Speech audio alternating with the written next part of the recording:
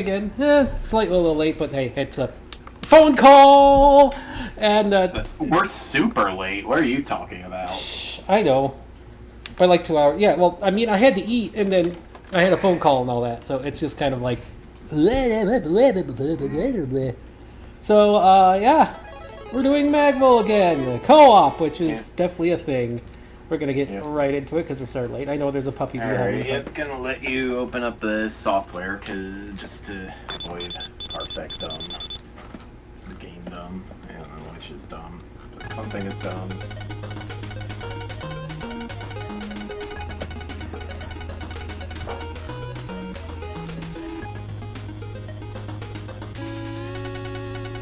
It sure is a thing. Yep, you good to go? Yep, Okay. I just want to make sure this overlay thing I turned on will actually, like, display my health easier for people to see, but I guess that's not the biggest deal. Not that. No, parsec. I'm not trying to start EOQ. Go. Ba, ba, ba, ba, ba, ba, ba. There we go. You in? Wow. Yeah, I'm here. Yahoo! Yep. Oh yeah. How is this gonna show my health? I can change this thing back, I guess, if we need to. I need to fix some stuff on here anyways, because I think I had speedrun mode on when I was... If they still haven't fixed that, unfortunately, or else I would be like... There we go. There, that'll work. I'll just change this back to what it was.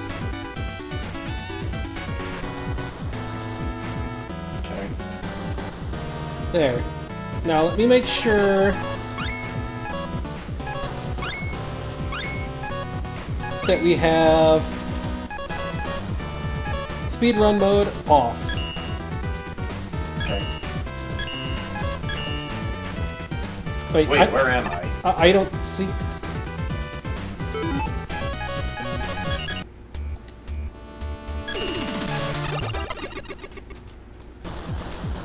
There you are. Is that why my HP was gone? Put on the thing again, I guess. What, the overlay? Yeah, I guess. I'm gonna have to adjust my stream though. Okay. I'm like, let's see if it's a thing. Oh, you got it to work? That's great. What? Oh, somebody's in chat, yeah. Whoa, okay. Now I'll have to fix this again. Excuse me. Well, I fixed this. Yay. Yeah, that looks like it could work. I just need to... Adjust your thing. Expand! Expand Mega, yes. Oops. There is something I do want to do, though, first. Let us...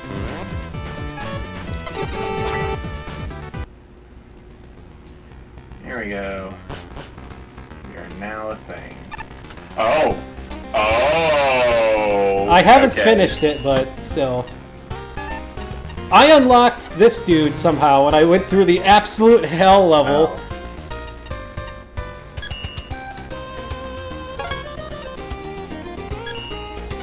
Is that actually gonna work?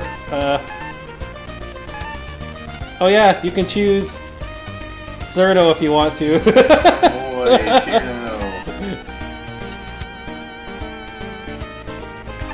Bastion! I probably need to add some more animation to make him like a little more bouncy, maybe. I don't know.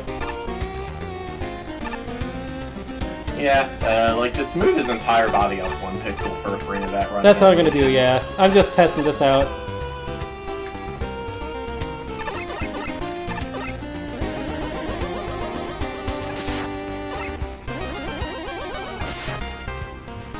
Yes, I even have a custom Mega Buster thing. Shape-shifting kitty powers go. Wee! Maybe that's a little too big. Maybe we can shrink it later, but... Alright, you still playing his role? Let's see...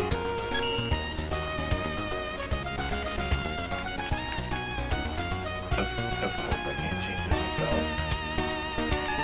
Who do you want to be? I don't know. Yeah, I guess I'm sticking with roll.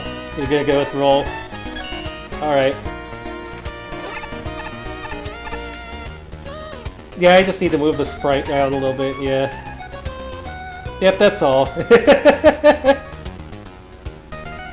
I just need to improve the walking animation. Whee!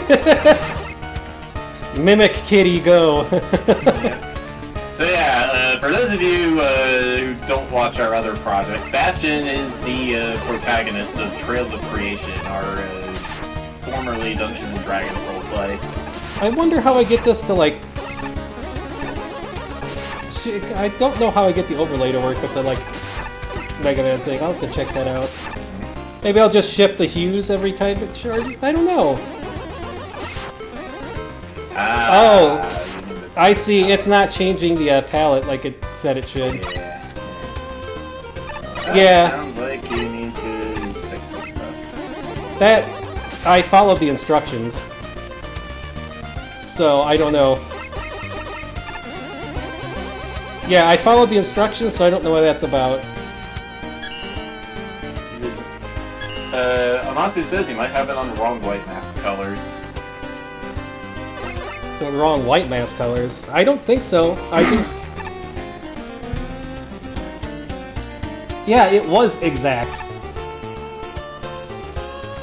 Unless saving it is like... saving the JPEG file messed up the colors, maybe. Like it has to be exact. Oh yeah, you never want to save it as a JPEG. That's what it has to be. What? That's like... what the... I think it's JPEG or... PNG, I think, actually, maybe. Okay, PNG makes a lot more sense than JPEG. Yeah, because I don't know what's up with that. Because I did do things the right way there, but... Yeah, it's PNG. Yeah, I was gonna say, like, what kind of idiot game developer makes their assets require JPEG of all formats? It's like, are we trying to make Sweet Bro and Hell Jeff here? Maybe it's because I have Bastion as, like, white, and white just isn't working, but then the other color isn't working either.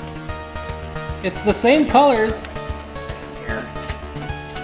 No, I have it set up correctly. I don't know what's going on with that. Alright, well, let's go. We were in the middle of Tier 2. Yes. Still gonna be doing Tier 2. And Roll is getting patient. Look how impatient, look how jumpy she is. Calisthenics! Yeah, I do not know what is up with this. I don't know, it's the right colors. Yes, we are in Tier 2. So let's go deal Tier 2. Yeah, I have it set to the right...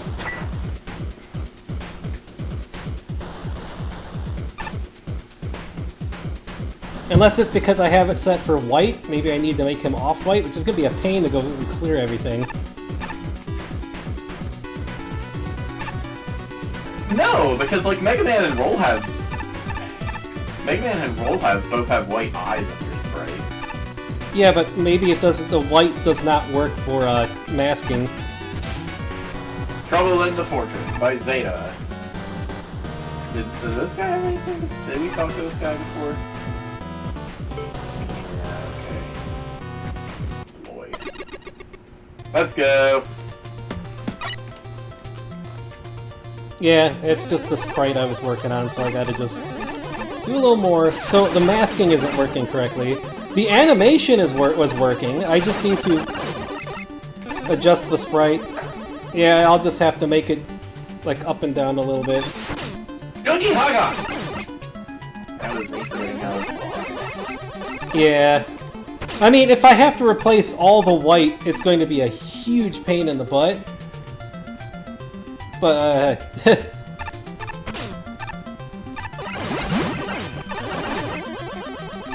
because then I have to go through your software doesn't have like a global color substitution. It does, but the problem is other stuff I made uses white that is not part of the thing. And a bunch of other like default sprites have white.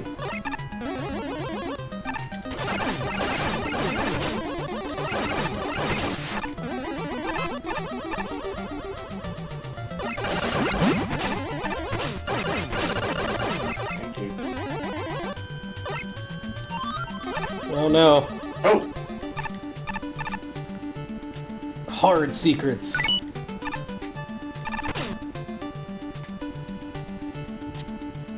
I mean, if I have to, I'll set him to, like, maybe a slightly bluish light, maybe? I don't know.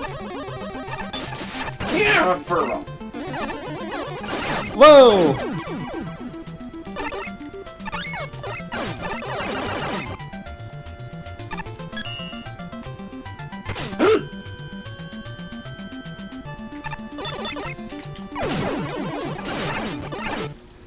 Oh yeah, I forgot the awful. I forgot about the awful mini boss there.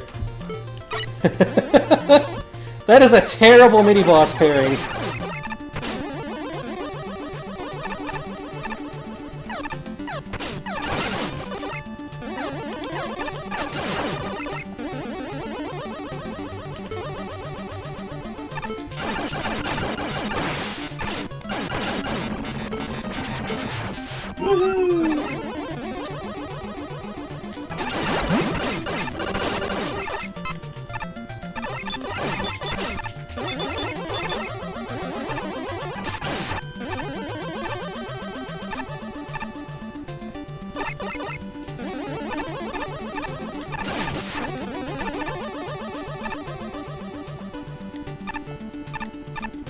I do like that the charge sound effect fades out.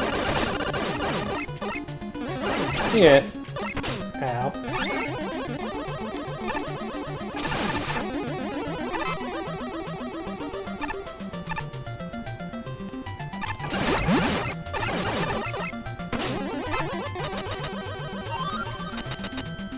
Alright, who's the boss gonna be? I don't even know if there's anything up there, but...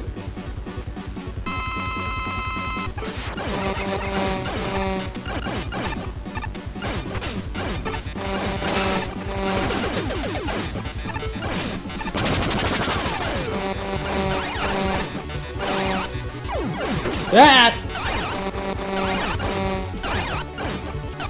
Jeez, the lag when There you you die. go. The lag when you die just completely throws you off.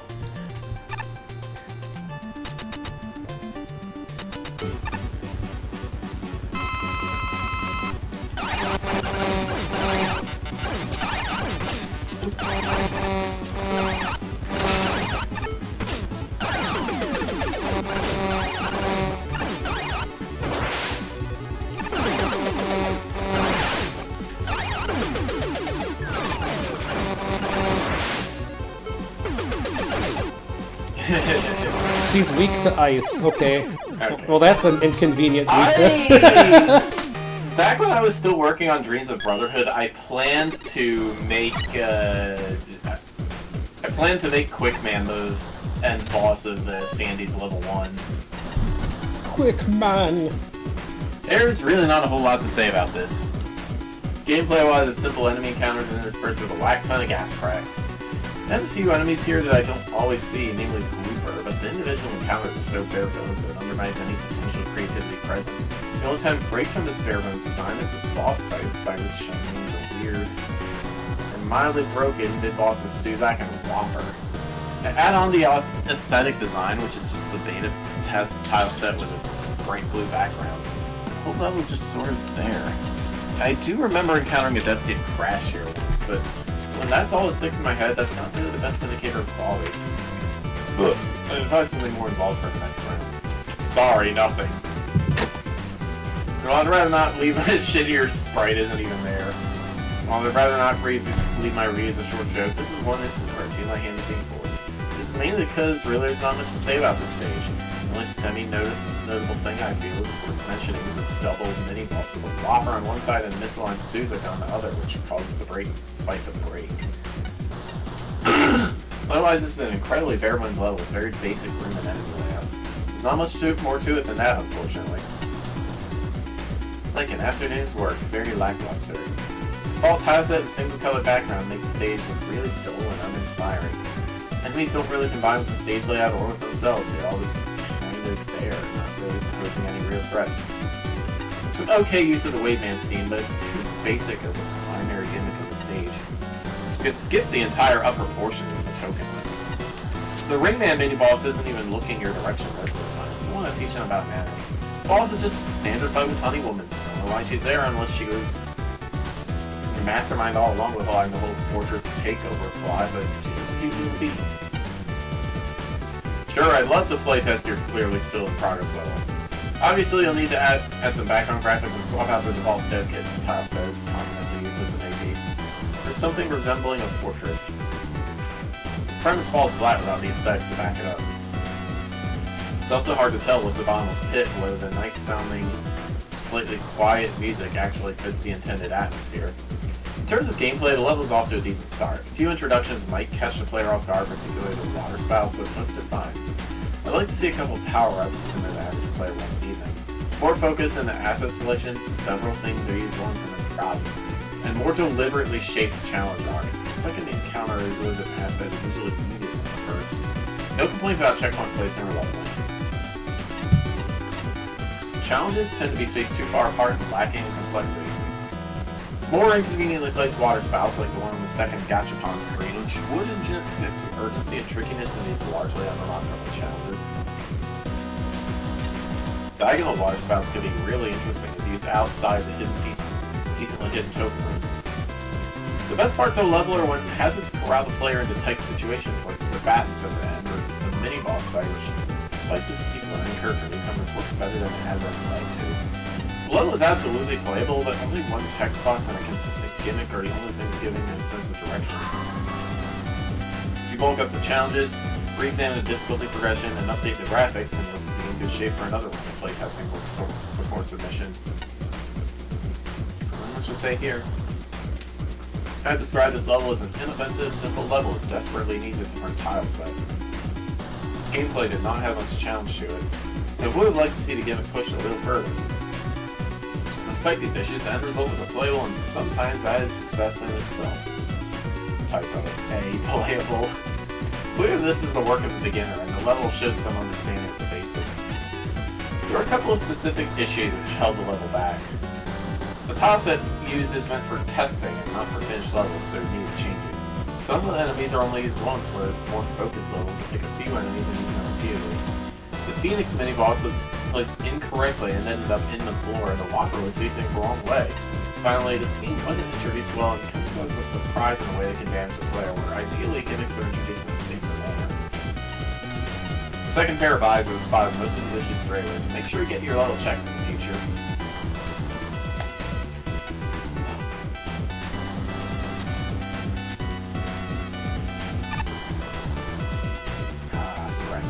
Graveyard for robots. Pretty bored to be hanging out here, isn't it? Well, that's how I like it anyways. The only thing that make it better is that more ghosts and spirits showed up. Do you think robots leave ghosts? That's a loaded question, isn't it? Sure they do! Haven't you played any of the Battle Network games? Wily's Redemption, huh? Oh no! Wait, was this the one I was thinking of? No, it's his... I beat this one on my own without skipping it, I think, but this is not the... It reminds you guys of Betterified. Betterified is a pretty wacky... yeah, contests can be kind of all over the place thematically.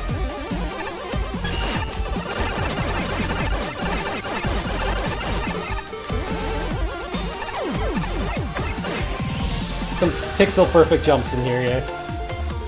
There was a cool Battle Network themed level that got submitted, but was excluded for violating the no custom weapons rule. It replaced the chip system of the games too. That's cool.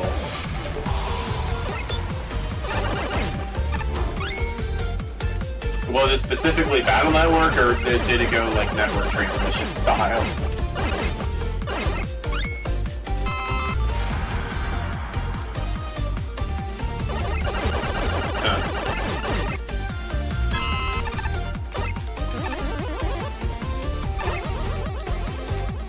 What? Again, slide everywhere, you'll find most of... I don't think this is very fitting music for this. Is this supposed to be like your best friend or something instead of world revolving for some reason. What, if anything?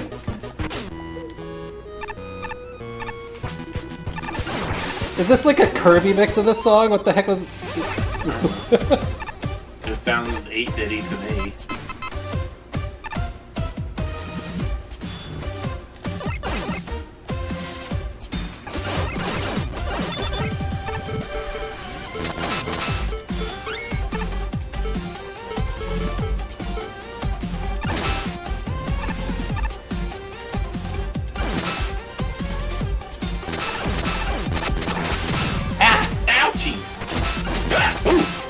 Shadow roll.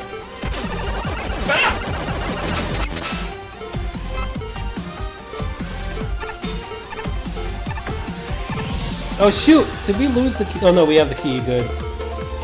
Where's my buster? You can't. It's not in the quick menu. It annoys me to no end. Oh, that's right. There's two paths in here. Wiley's cooling system. Oh no! I remember why I used the skip in this. Wiley's melting system.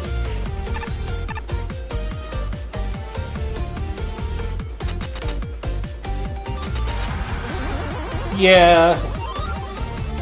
I mean, I've been speedrunning some of the stuff in here. Me and Amatsu were competing for, like, the first boss, like, speedrun times. I finally beat his by, like, a couple nanoseconds, because we were, like, up to frame, like, perfect stuff. But then, the stuff wasn't updating, so I don't know. It'll be fixed.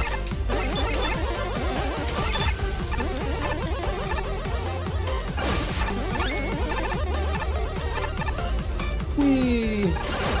Squid. Goodbye, squid.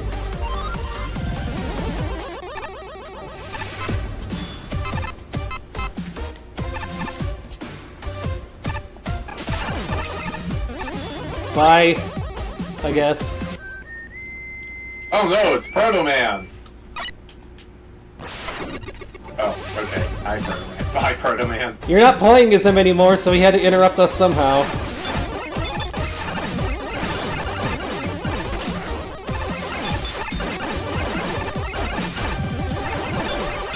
There's a virus in Battle Network 1 that basically copies that guy's design.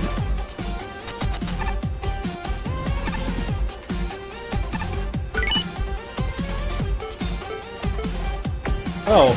Oh, you just press in the button. Okay. Well, that was close. Just like, yeah. Thanks! Sorry. We still have the key, right? Yes. It doesn't matter. There's no way we're gonna get the tokens in this. It requires, like, thorough exploration of the level for no good reason. Hold on. Don't go in there yet! Like that. See? We got one key. All of the other keys are hidden randomly in terrible places and take forever, and you have to not die. And the bottom place has lots of instant death places. It's not a great puzzle. Okay, well, we got a co-op submission, I guess. Let's just skip the rest, I guess.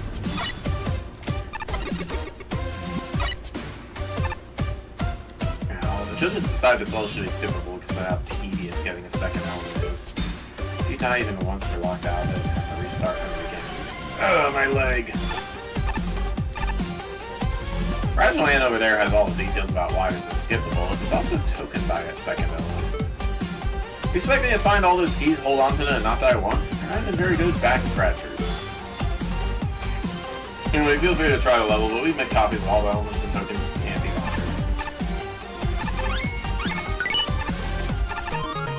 altered. Yahoo! Ow. God, my freaking arm's still sore.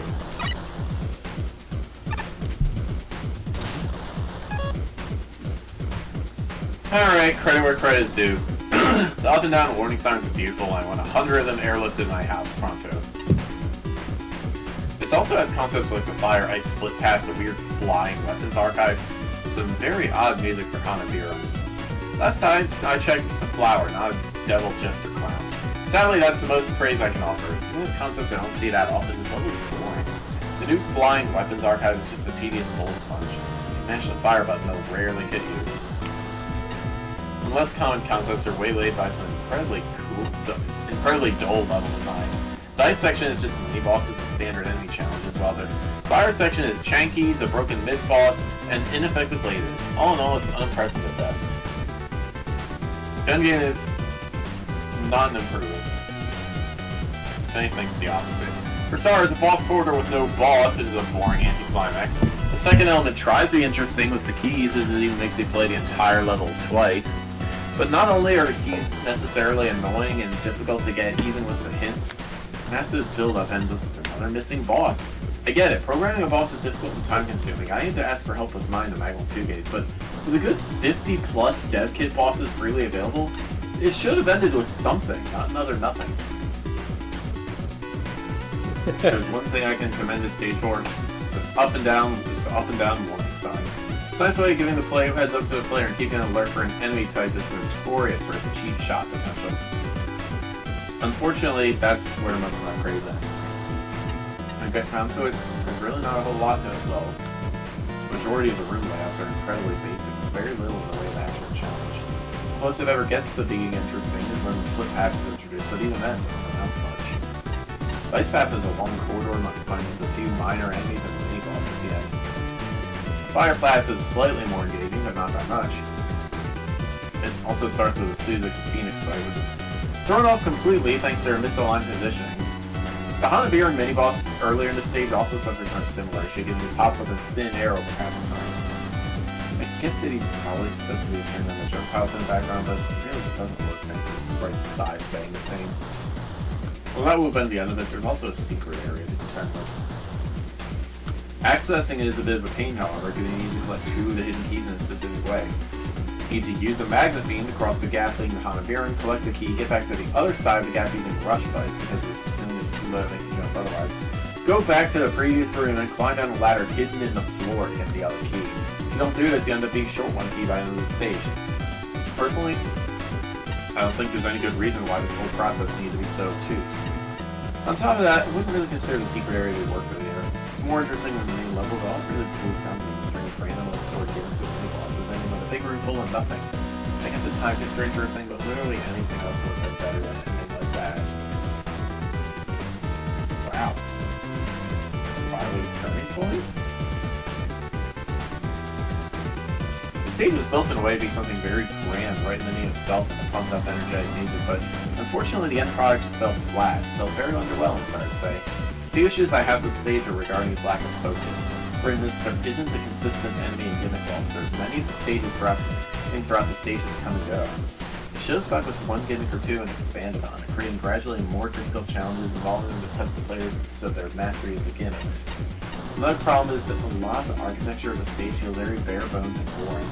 Most of the challenges involve going through a few screens with flat geometry or simple pit jumps with very little variation and dealing with many boss fights and unchanging terrains after each part. The idea of key hunting for a bonus area is neat. However, 2 particular keys, second and third ones, are very annoying in the way you have to collect them in order due to how the screen transitions were set to prevent backtracking. The second key is especially bad for requiring you to make it over a low ceiling gap forward and on a trip back, or else you're forced to redo the stage again just to be able to get to where the third key is located. Poor grammar and text formatting with the dialogue boxes aren't helping the stage's case either.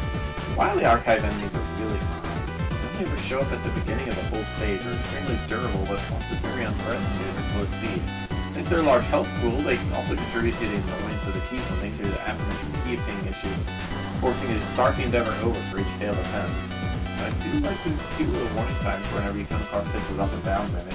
Nice little heads up for a player to prevent it from being cheap shotted. The extra area is honestly not much better. The problems from the main portion being still prominent. The few screens it offers there are simply not very interesting to go through, even after realizing they're themed around each of the main series Mega Man games to the extent that it provide via second playthroughs. And finally, no bosses for both the main and extra portions of the stage, and put the stage in very anticlimactic ends, even more so for the extra build-up since there was such a huge build-up toward it. If you were running out of time, at least put a death kit boss or 2 in it still.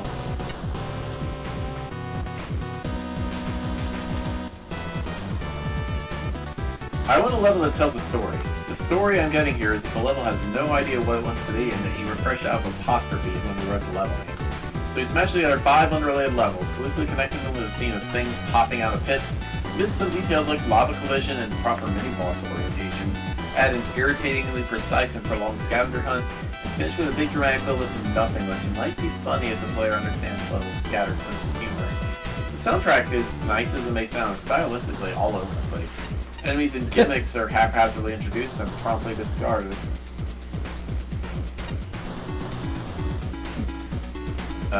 Whole screens are totally empty for no reason. The secret area is so far removed from the feel and format of everything else that its mere existence hurts the level.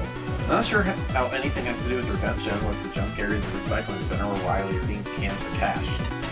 Look, I know what it's like to have more ideas than what possibly fit into one level. The secret isn't making the level longer, it's exercising restraint and saving some ideas for later.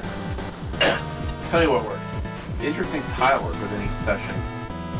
Curious, worming science heralding the pit poppers, hints about the key locations, the general concept, if not the execution, of finding and carrying multiple keys to the end of the level, the uniqueness of the archive stack enemy, regardless of its glitchiness and underuse, the flower mini-boss, the frequency of checkpoints and power-ups, the fact that most challenges are adequately fair, if not consistently novel or engaging. What's going on? Skill that, focus, and playtest extensively, then there will be some redemption. Oh, this guy played way earlier in judging. Why didn't he make any notes? Key quest. Ah, that. I remember that now. Who needs notes? Well, I'm out. I'll go read Shin's review. I'll have plenty to say. Here, the boss assigned to this place can fix basically anything. Think about this implication. Perhaps they can fix my reputation or my relationship with my wife. But I wanted to fix a cake. Call me Ishmael. But not third person. We are not at the hell level yet, so at least there's that. Trust me, I almost went insane. Maybe for a little bit when I was playing on my own and one of these levels coming up. It's Mr. Bones' Wild Ride! Sweetie, what did you do?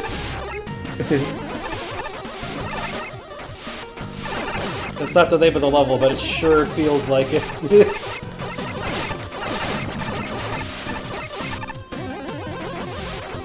So I finally looked up what Skibidi Toilet actually... Wow.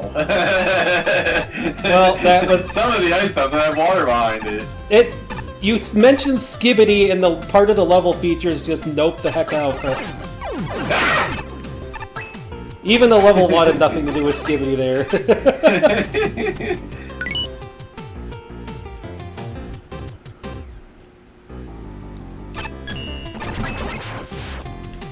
Buster only, oh jeez.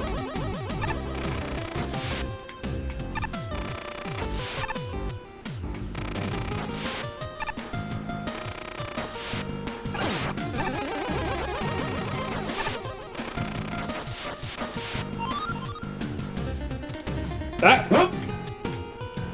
That was weird. I thought I was up the ladder, but I was not. Seals. Robo seals. Ah!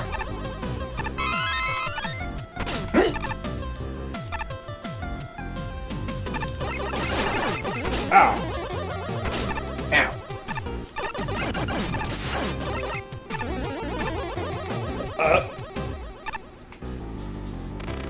Whale rides. I wonder what this music is from. Ow. I have a cat, like, blocking part of my view right now. Down.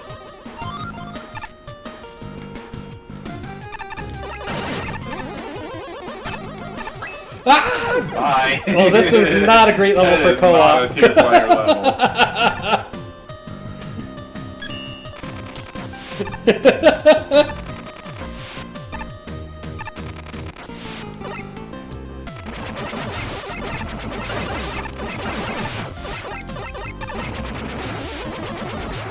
Ooh, see you. Goodbye, see you.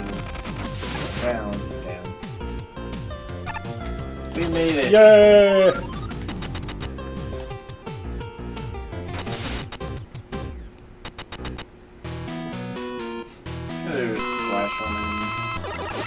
wait, there was no checkpoint. Now. There was no checkpoint, huh?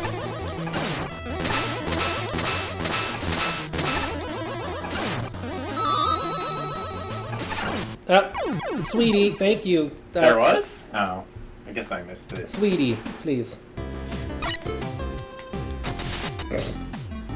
Cat %.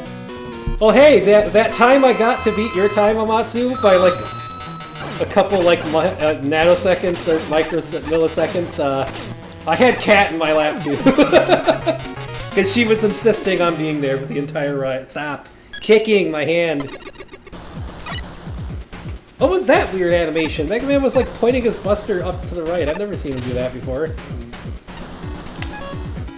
I've never read Moby Dick, but I got the reference. Still, this level exists. I like the beached Moby that introduces the platforms, and the idea of riding Moby through the bottomless pools is a neat one. Props for the larger platforms, making it more fair to fight enemies on top of them. Unfortunately, this doesn't really do a lot with it. This canopel is sure that you can just ignore them and get across easily. It's get a bit more interesting when the crystals are involved, which makes it a shame that crystal droppings are forgotten so quickly. Otherwise, it's a really short ice water level. The enemy set is alright, with Wall Blaster avoiding typical bad placements, and the use of water and shield blocks is appropriate for the gimmicks. There's also something of a difficulty curve. The level slowly gets more involved as it advances, but it ends very quickly and ultimately never goes anywhere substantial. It's not frustrating, but it's boring. Still, I'd love to see the Moby Fairy again. But if I don't tell you what happens then? I got a hangnail, I need a clip. Oh no. You read this one, I guess. Jokes aside, I want to like this level a lot more than I currently do, but I can't really ignore the major faults here. The main hook of the level are the Moby platforms, which, while they're a charming idea, I don't think were used all that well. The enemies in the crystal generators pose very little threat in the way of knocking off them, mostly thanks to how big the actual platforms are. Even if you did fall off though, the post-hit invincibility time is enough to save you from the spikes and hop back on another whale. There's also a pretty noticeable sound glitch that replays the water splash effect whenever a new Moby spawns in. Besides that, the rest of the actual level design doesn't feel fleshed out enough. The platforming and enemy configurations are pretty basic, to the point where you can breeze past them without really paying much attention. The only exception to this is part with the out position to cross the jump from a small chain of ice blocks. That segment actually got me a bit more invested, but unfortunately, that's about the only really memorable thing I took away from this stage, and its main gimmick. For what it's worth, I do think this has the potential to be a really neat level, it's just that the level design and the Moby platforms need more polished to fully realize that potential. Apparently Malevolent Rider can't hear the game over me. You can't hear music too loud when... Huh, okay, hold on. Let's see.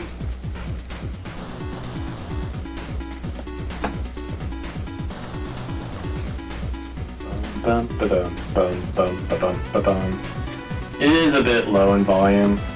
Try yeah, now. let me see if I can adjust this too on my end, Ukels. Try now, yeah. Okay.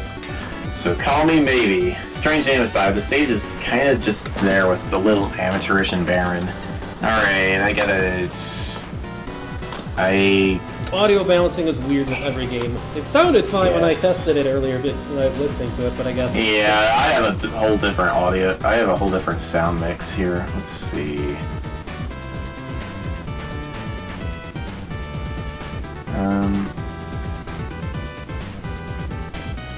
Alright, let's try that. The whale platforms are a funny, silly idea, and they don't function any differently than regular moving platforms. Either way, the stage doesn't really do enough with them. They're there to pitch you a ride over a pit here and there, but that's it. The stage could have used more expansion to have its main gimmick utilized more. Other mischievous quirks of the stage include weird splashing sound effect when the whales spawn and move into the room from off-screen. Some background tiles get cut off, especially the chill block where the water is missing entirely. Oh, and Splash Woman is here, I guess? Hi!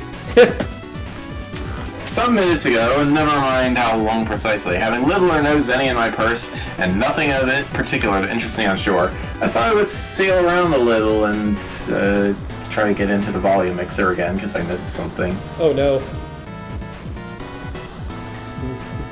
There we go. How's that, you kills? And see the watery part of the world. It was visually homogeneous and full of tiling mistakes, and I fell into an unmarked bottomless pit and died. Hang on, that's a terrible story. Let me start again. I know it's not the most professional level in the contest. For starters, there's some obvious issues with missing water collision and with rapidly repeating sound effects, but the music is pleasant, and the design gets things right that so many others get wrong. Introductions, difficulty progression, challenges, power-ups, checkpoints, layout, length. It is so refreshing to spend under 5 minutes beating a level that has a logical flow, clearly defined sections, a balanced difficulty, and the structure of teaching and then testing a player. I enjoy when familiar enemies are repurposed as something unexpected, so it charms me to spend so much of this level riding Mobies. Mobies? Whales. There's definitely room for improvement. The first section has a lot of empty space. The last section gets repetitive, Wall Blaster is underused, and Rush Jet can bypass most of the level without trying, but there are also some very solid setups. Ice blocks are consistently used well, especially that one with that one ow-ow. And falling crystals pair really well with whales. I only wish the whales would have made it into the boss fight. That would have been exciting. This is a simple stage with a little bit of charm. Giving personality to a moving platform does the level a bit of a theme. The whales are used reasonably effectively, but you did end up repeating that challenge multiple times with very little difference between each one. There's a slight difficulty curve, but it needs to be much greater than a small incline. The level does look and feel like a frozen water stage, but the stage has a number of strangely placed tiles and an overall lack of detail. The level being completely blue makes it feel very samey and unremarkable. There are a few interesting places in the level, such as the room combined Chillman block and the crystal droppers, but a lot of the level is fairly dull and repetitive. By the way, the title is a Moby Dick reference. Not a book I've read, so I had to look it up. Oh, I had to read that in school. I didn't. Uh-oh, is this it? No, it's not. Glassy Plains. A Raptor 8. No, thank you for playing my creator's terrible level. He wants to tell you that all non-dev kit assets used were designed by him, except for the music, which is from Nezumi Man. Have fun. I think Rapcow played music. Wow! Saved in the nick of time there.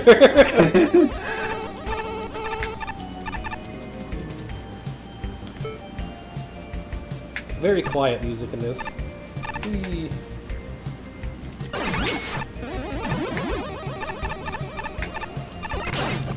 Forward! Oh, Guts Man. Kitty kicking my hand. Yeah, I hear music.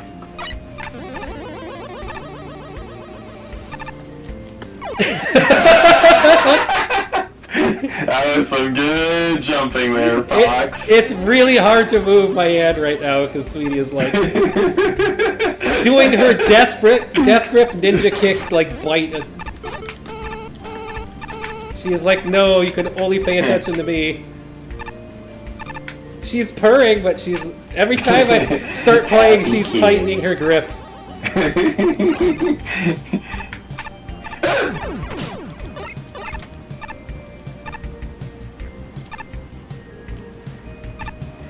Yes, those platforms are the reason Dave and Nez never beat Mega Man 1. I did that on purpose because I remember Dave and this Nez section. is the author of Bob and George. Notice where the bouncer is and where the place up is. A little offline there. It's really hard to get in there.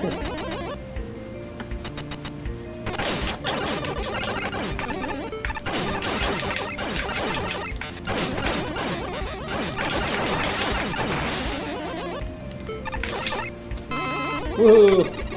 Eddie, go! Going up.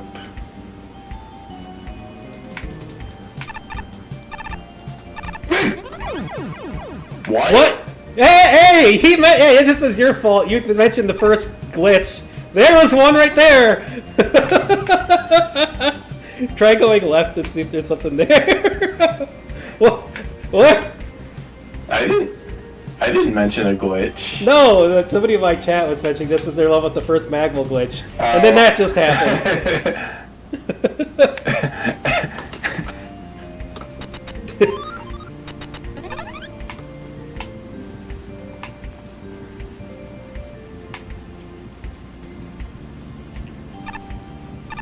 Oh man, weird glitches.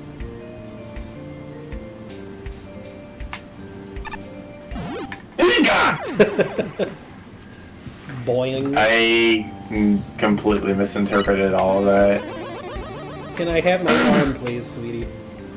I need that to play a game. Kitty. Sweetie kitty.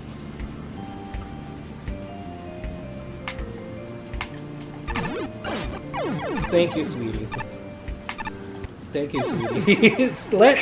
Go! Stop That was kicking! parsec lag. Stop kicking my hand! I need to use it!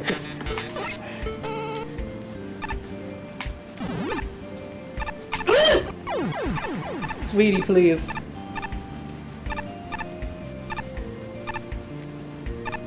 Broken platforms.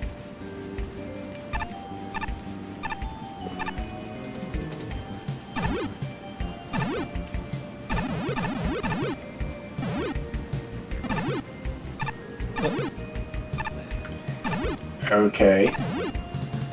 I mean, Invisible rails? I guess What? I guess so. Okay, I guess that works. It almost didn't work. Thank you, Eddie. Some of these levels don't have tokens. Woohoo. Water court. But grassy plains, caves. Here, it's cave. Hello, I am cave. I am here. Why am I here? I do not know, but I am cave. Why is the cave here?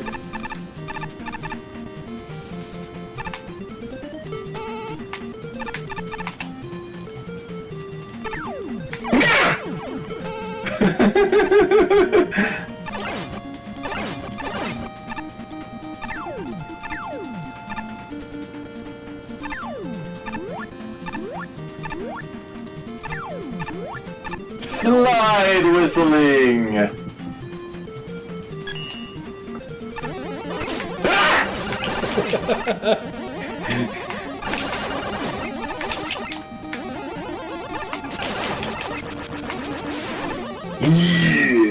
All right.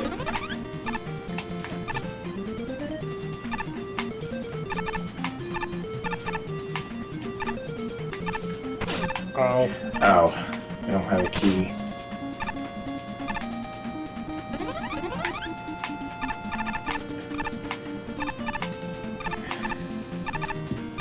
There's Now the we have a key. key.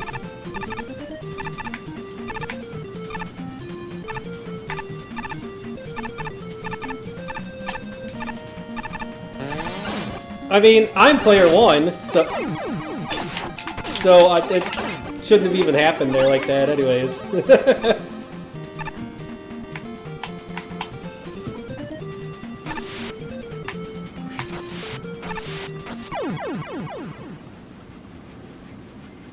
Traveling parsec for that one.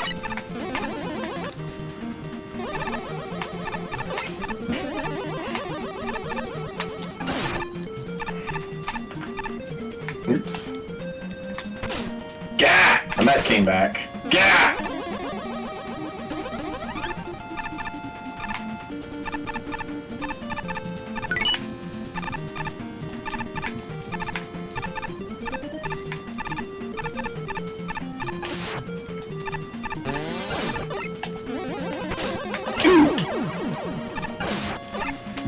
Wahoo! Yeah, I don't know. It's just a multiplayer glitch. Whoa, that almost got me. And now it did get you. Smells like a job for Rush Jet. Not particularly too hard, but there is Kitty also being a pest here, so. I mean, I have a lot of Mega Man experience, so I can get through a lot of things, but sometimes there's just stuff. Especially in these games. Well, Magma 1 had way worse stuff. I have much more experience with Mario than Mega Man. Ah! Well! I forgot to Rush Jet. That killed me because the screen transitioned back after you died. Jeez. Co-oping this is sure a thing. Then again, some of the stuff that happens in frickin' Mario Brothers co-op too, so... Well, not the weird lag when somebody else dies, but...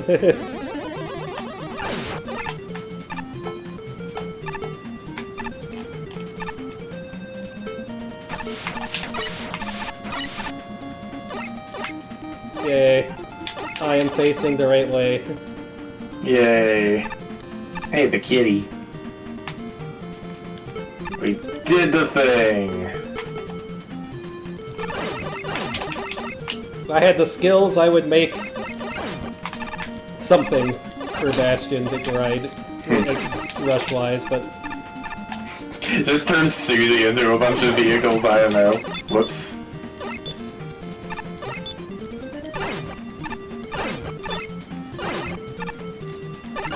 Ah! Okay. Okay, that is an annoying enemy. Wow. That is like... Oh, come and on! We're back here. Oh, that terrible, terrible checkpoint.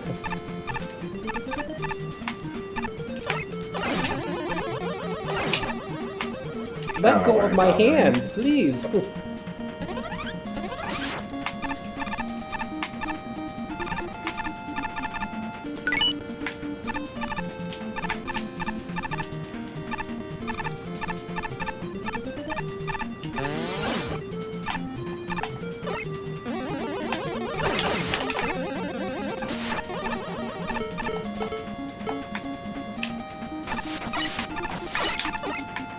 Nope, I just relied on yours. That's probably fine.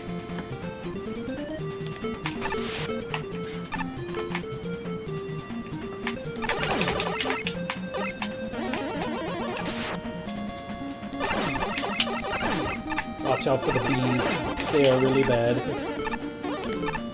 Ooh. Yishka says ooh.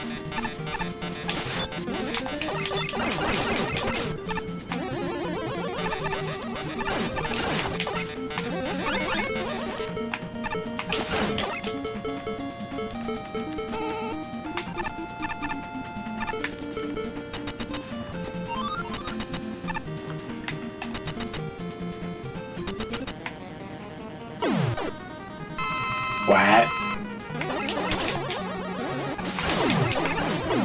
Bomb banana!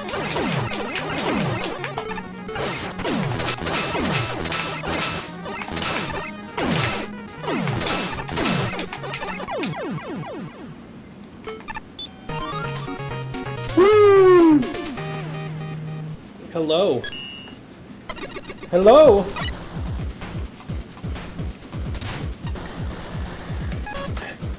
First, this didn't strike me as great, but I was at least intrigued. Not many levels use grassy plainlands for their visuals, and that gave the level something unique. It also has some neat toys, including bounce platforms on rails, some baffling pit rescue service that doesn't always work, and these broken down crash lifts which don't get nearly enough use for what they're capable of, on top of an ineffective intro.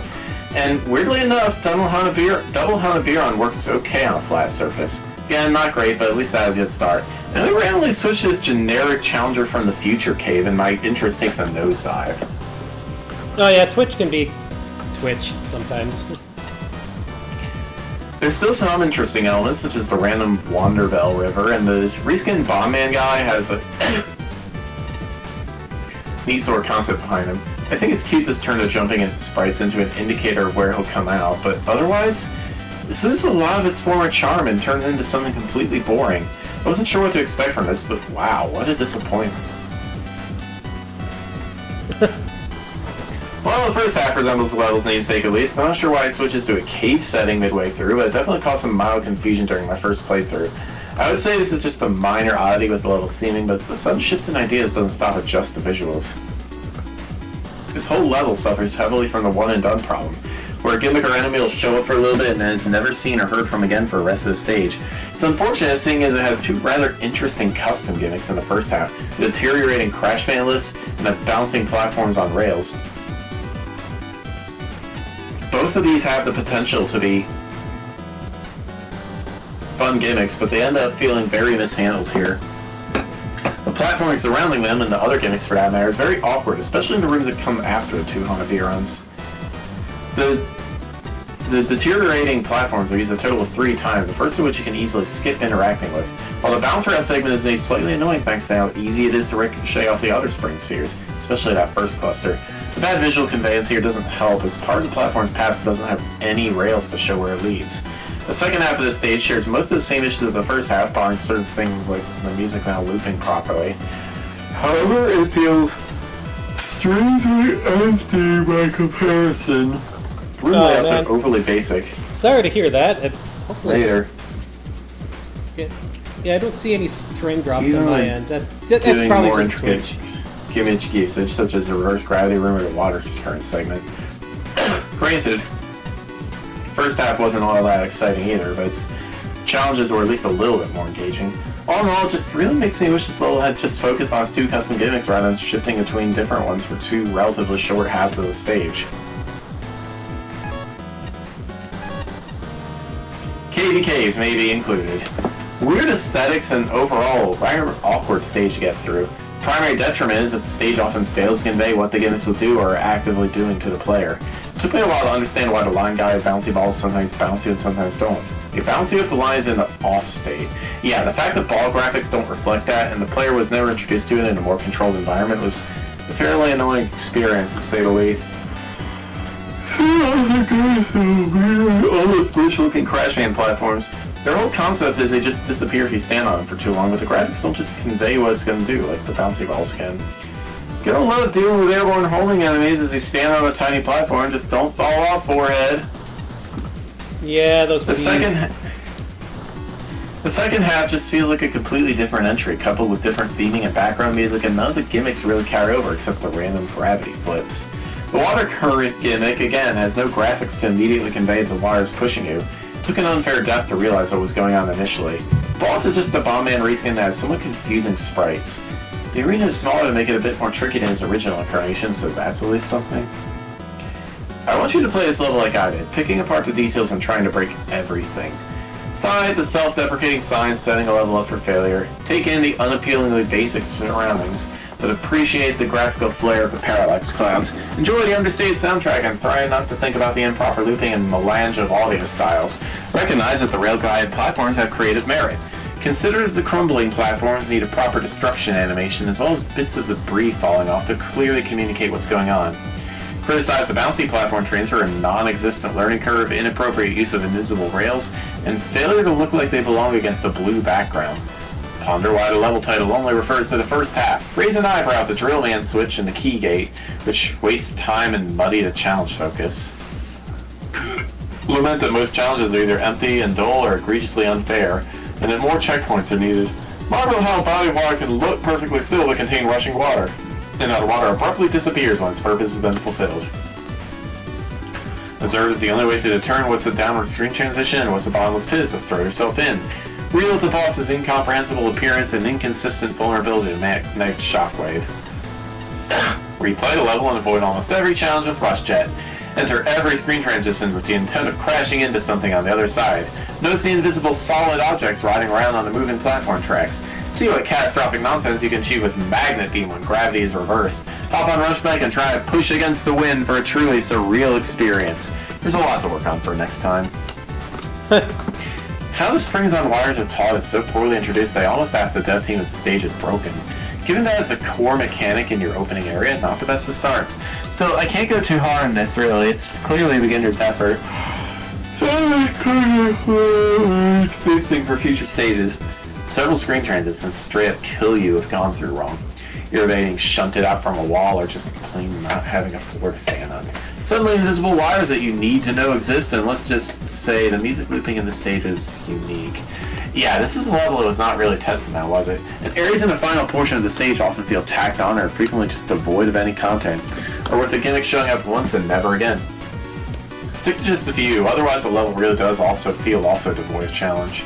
Another recurring issue is the death pits simply aren't labeled as such via graphical changes. Given that the way forward and instant death look exactly the same, you can see why this is an issue. All that said, I think the idea of water riding springs has potential, and honestly, the water rush at the end of the stage is a fun idea. There was an attempt at a new Robot Master. He's it's cute. This is somewhere where a custom object was needed, since he still had a hitbox even when he's supposed to be a warning, I guess. Yeah, not much else to say, really. Learning stage design is a gradual process. Recommendations. Try looking at the source game some more, especially the later ones. See what works. Learn from it. The staff have us working overtime now. This area is being used for the tournament. And in that time, I have found all sorts of odd things lying about.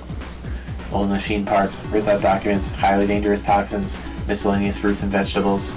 Next thing you know, I will find a child hiding in the scrap. Quint's Vet Factory! Quint's Vet Factory. I didn't see who. Pluto! Acheron intensifies. Bridge closed. Racing meteor showers destroy the bridge and need to destroy it. Sorry for the inconvenience.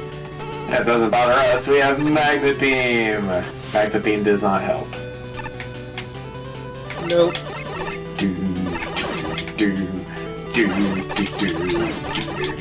I mean, it'd be funny if we could skip the whole level doing that, but...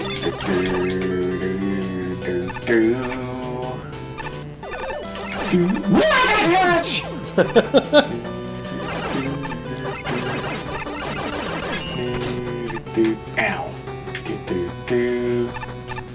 Left-facing boss door. Crazy. Not the first time I've seen one. Excuse me, cursor, please move. What? Oh. Yeah. That was a spike. Awkwardly, ow, play spike, but it was a spike.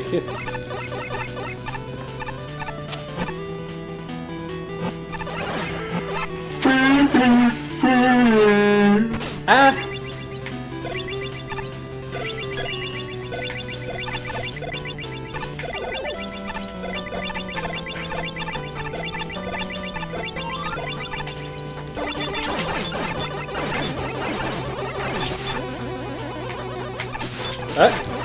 Well, that was weird.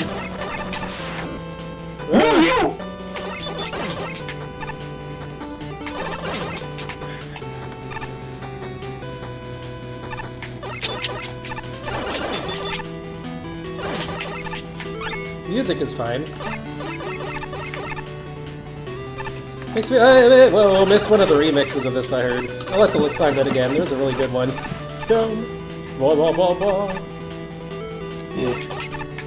Urand has one of those. What? Remix of Pluto's theme.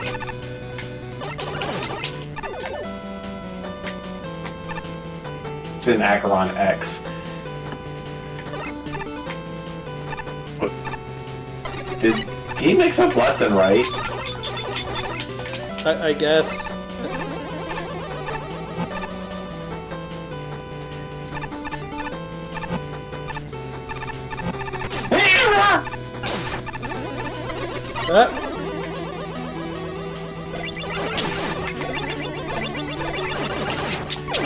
Ah!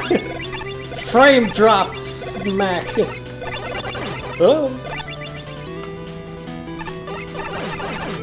Trying to keep up with my spark.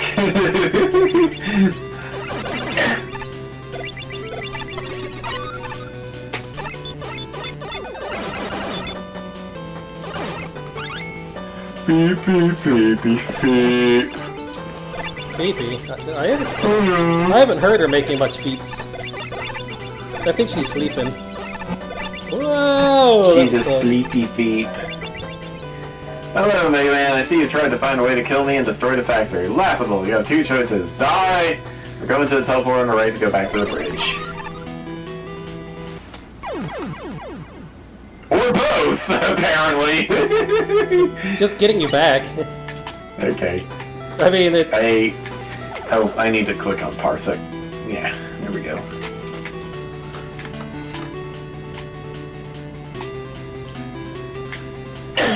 Town update, the bridge has been fixed. Mysterious activities have also been happening west of here.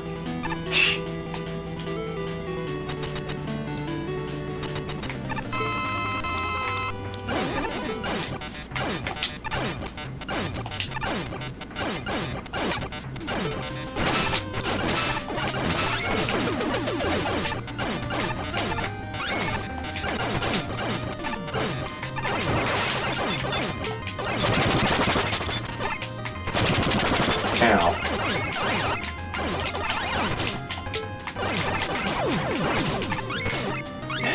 These things do not need hitboxes of their hurt boxes of their own. I don't even know if this boss has a weakness. Outside of just camping with this.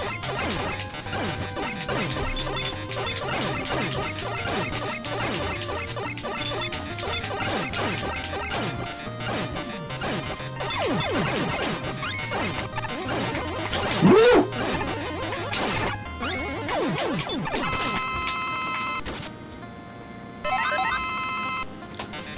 Oh, I didn't get both of us.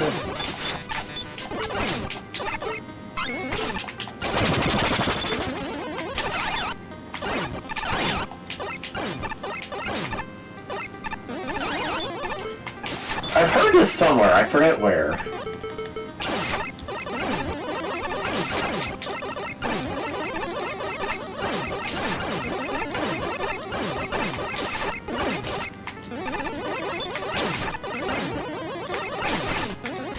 Ah! Yes! That sure is something. Was it a Castlevania game? Maybe. Boy, not a whole lot of stuff to talk about here, really. The enemy says standard fare. A few different mets, wall glasses, and fire tellies. Fire tellies are somewhat effective on conveyor belts, but otherwise the enemies here largely exist to be shot at, nothing else. The gimmicks are a whole lot better. Water platforming is something I haven't seen before. And outside the fire telly combination, the conveyor belts are similarly standard. The purple acid pools that turn red are a little odd, and they're probably the most interesting aspect of the level with the timing challenges. Unfortunately, the most noteworthy aspect of the level would be the broken checkpoints, at least when I was playing it. The checkpoint one unlocked with the giant mech cannon is for the room below it, allowing you to skip the boss entirely with retries. More importantly, the checkpoint is for the Quint training area is completely busted, taking you out of bounds and forcing you to restart the entire level. Stumbling on that was not a pleasant experience. These have been fixed for the main game, but it really hurt the functionality score with me. Play test your checkpoints, folks! There's also a custom boss here. Unfortunately, the Met Machine is basically just the longest, most needlessly tight metal Potham fight ever. But it also flies when it's almost dead. Well, there's something here, but it isn't terribly interesting.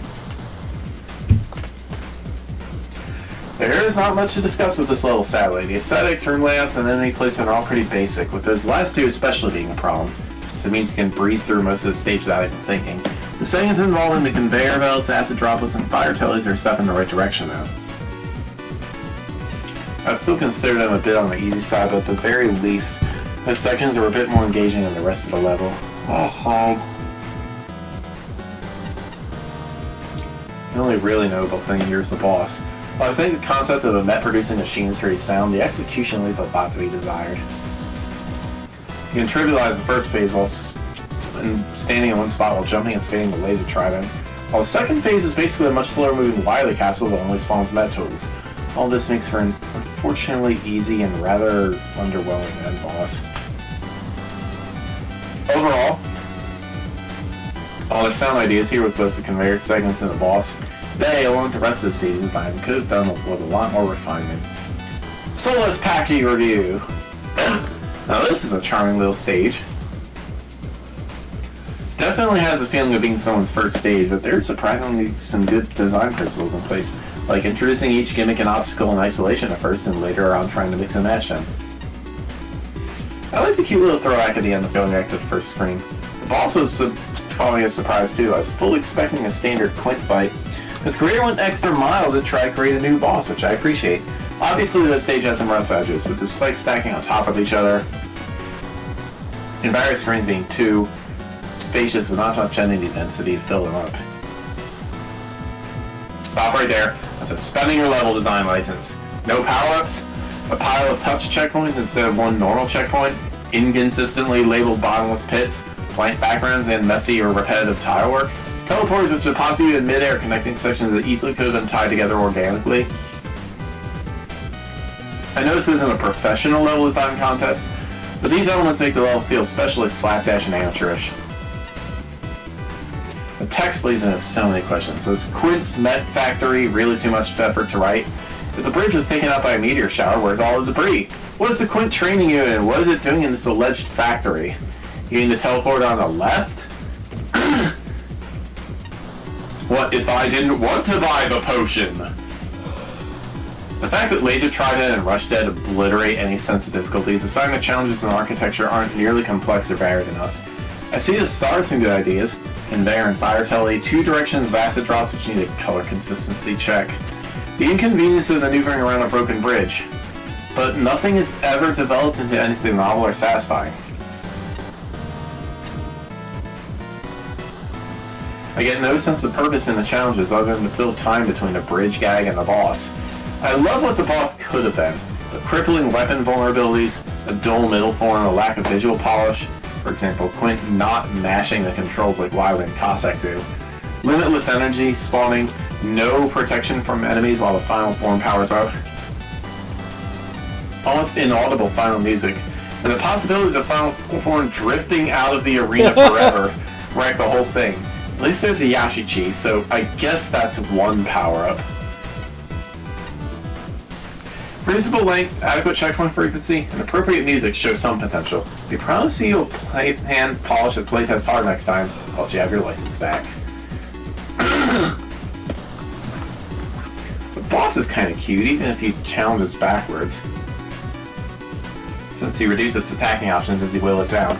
Its first phase is incredibly basic. I think you could afford to give it different attacks as it lost parts. Overall, it just needed to do, well, more things.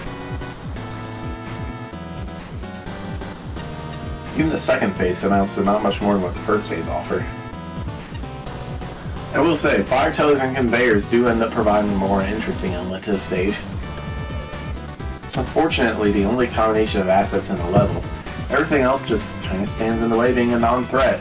Graphically, the stage is hideous. This is a sort of tiling that is used for placeholder stage layouts. Rather than tiling the level to resemble an actual location. I fully recommend taking time to see how main series stages are tiled. Most notable thing is the bricks. Bricks should be staggered rather than just stacked on top of each other. But the big issue really is that the stage is this dull, unpredictable, and repetitive.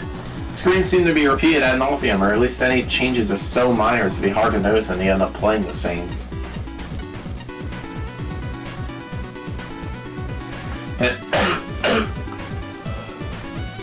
And unfortunately, the boss can wander off screen in the second phase. And his respawn flags and ranges have been configured incorrectly. Therefore, he can despawn, resulting in a soft lock, as there is no longer a boss to defeat. This is clearly a first effort, I think, but the reason it ends up being an unfun stage is fairly benign at least, which, hey, is better than the alternatives. Look at level maps, you can find them online and with enemies and assets on maps from Mega Man 3 onwards, and pay attention to how stages are put together and compare your stage.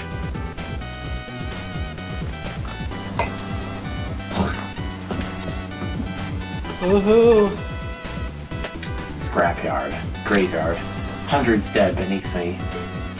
The dead should not be dishonored like this. They should be mounted proudly on walls. Or maybe made into beautiful art pieces if so the victor wishes. Assuming a violent death, how would you like to be displayed, Mega Man? I'll be thoughtful. Sweetie, slap my glasses and say, I can get this done. There we go. Have you heard the latest gossip? I heard there's a big casino in the city that takes these things called trickster tokens as currency. But there are way more tokens in the simulation than you could ever spend. Skip the tough ones, I say. No! I am known in many circles as an ideas guy, but it seems that nobody wants to hear my great ideas for video games. Wouldn't you agree that there need to be more games with me in them? In fact, I could be the star. Imagine playing a game where my visage appears in front of you and murders you dead. The adrenaline, the excitement. I think that's Portal 2. Probably it's Square of Doom by Madman. There are 3 tokens in here. Amazing.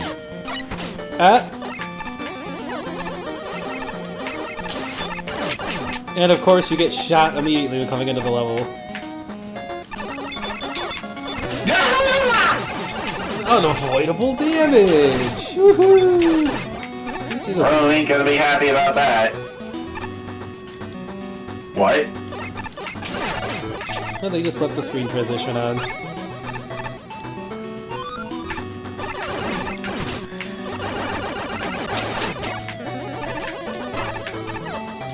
Oh, we have full energy tanks, so whatever. Yeah, Fumble Barn! Well... That didn't work. Oh! No Magnet Beam? Nope, he disabled Magnet Beam for some reason. And Rush Jet. Wow, rude. Yep. Why would you do... I mean, okay, you want... Ass! What is with all the instant, like, damage in this game? What the heck?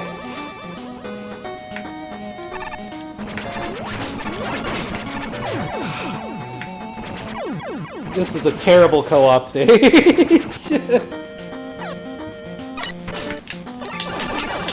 Is that the theme? Take damage the second you spawn?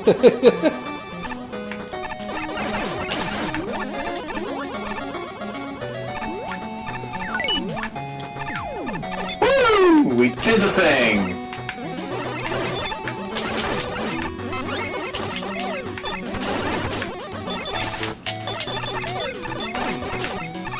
Sure are some annoying enemy placements in this stage. Wow, I didn't even see that bullet until it hit me.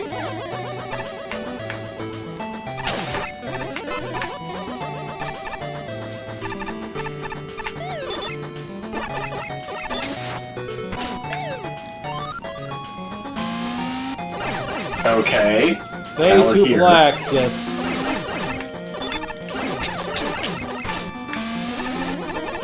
Oh no, Yoku blocks.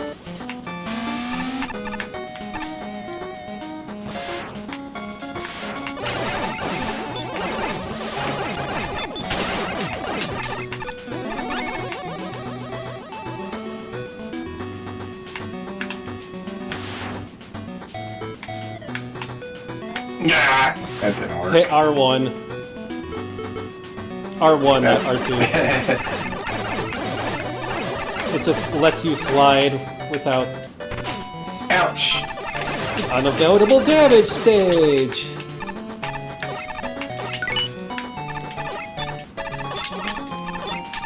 Oh, right.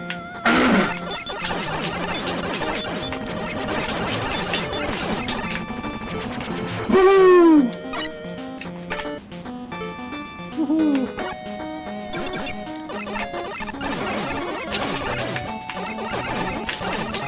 Random bee! Wait, is it a bee or is it like a fly? It's hard to tell. Yeah.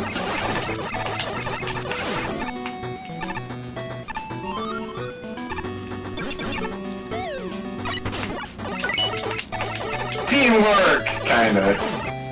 I mean, we could have rolled the platform too, but... Oh. Ow. Wait, what?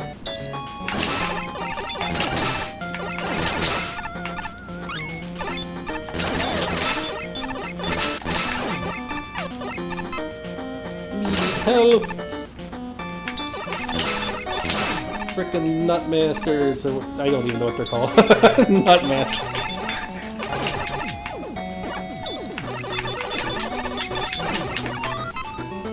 The big problem with this is it's just a lot of stuff to slow you down.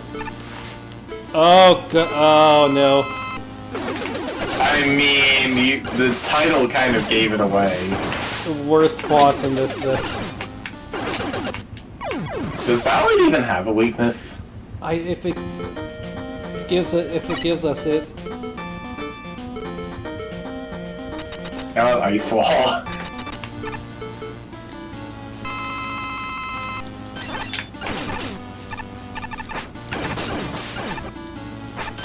Nope, clearly not.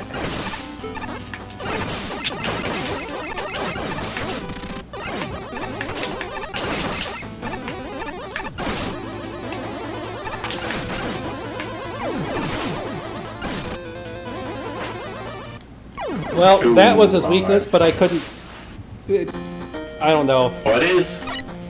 The stupid charge, it dashed through Okay. him. I really hate Ballad, man. He's not really he's not a fun boss to fight. He's very random too. It's kind of hard to like pick any pattern up out of him.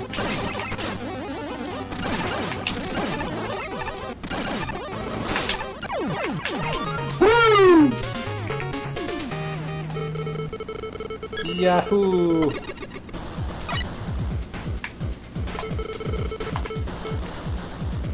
Disco dress. Huh, well, it's actually a square. Well, it's a little more of a rectangle, but it's overall pretty close. Outside of that neat detail, this is, well, there's not a whole lot to say about this, but I'm going to do my best.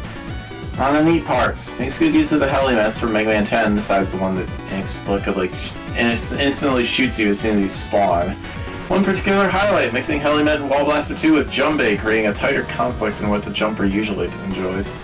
Also has some of the most challenging top fiends to Buster only no damage. Pretty sure you need the charge shot.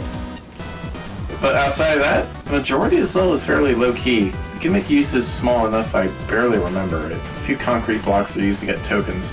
And the usual aesthetic seems to get weak. The visual aesthetic seems to get weaker as the level advances, turning from a sunset cave to a generic fortress. Finally, a lot of assets here are only used once. This is fine enough for mid-bosses, but any one-shot enemies could use some additional attention. This also means the difficulty curve never really goes anywhere. It's pretty simple from start to finish. Overall, this is inoffensive and gets a few neat moments early in the level, but as a whole, can't say I'm sold. The square part of the level's title is certainly accurate. Not sure if that's necessarily a good thing, though. Having everything condensed into such a simple path can hurt your stage in a number of ways. For one, the actual level structure and progression can end up being pretty boring, as is the case here. Vertical section followed by a horizontal section, repeat once again, then the boss. Also, if it ends up being too short like with this level, basically gives you no room to evolve your platforming and enemy challenges. It's unfortunate, since I can tell there's at least a bit of thought put into certain things here. First and last tokens, along with the Komasaburo room, have sound ideas behind them, which makes it all the more frustrating to see her confined to such a tiny level, no room to flesh things out.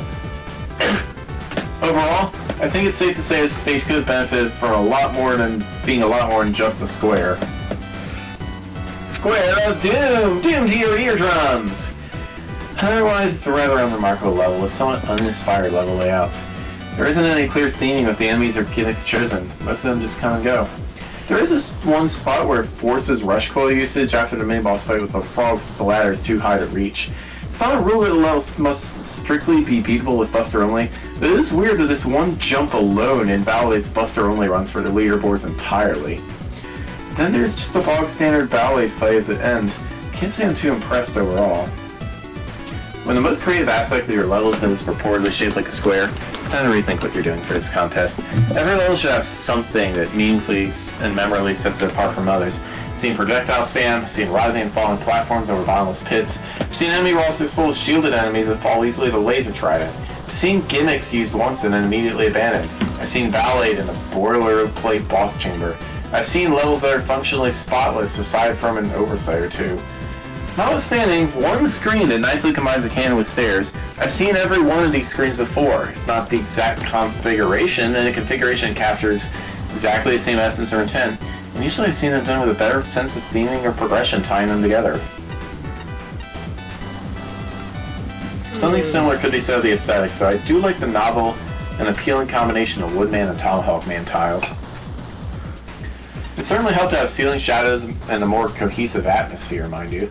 Almost like the challenge where you use rush coil to guard a ladder guarded by press, except that you could achieve the same effect with a lifting platform, which would strengthen the challenge focus and avoid forced weapon usage when there's nowhere convenient nearby to grind for refills. From the arbitrarily locked weapons to meaningless token giveaways to the ambiguous directionality of the final stretch, don't get any sense of planning or passion or polish from this level. It's playable enough, but what can I get here that I can't get better somewhere else? For example, checks the map. A level that's actually shaped like a square! Well, Lily almost gets it right. It's certainly a square and it's certainly a valley, but Doom? Not so much. The first token was neat. Everything else seems like a random hodgepodge of random ideas thrown together without rhyme or reason, and it's pretty non-threatening. The fact that the hardest part of the stage is a bit eye-programmed, Ballade himself, is rather telling. It's also a shame that the level just devolved graphically very quickly. Tomahawk Man has such a nice background and aesthetic, and suddenly out of nowhere, random hot garbage Wily Castle tiles that look utterly hideous. Seriously, the Wily tile sets are resulting in some really ugly-looking levels in this contest. Also, I gotta ask, Ballade is the boss, right? Why did David Quint does the stage use Crystal Man's theme? That's just weird, dude.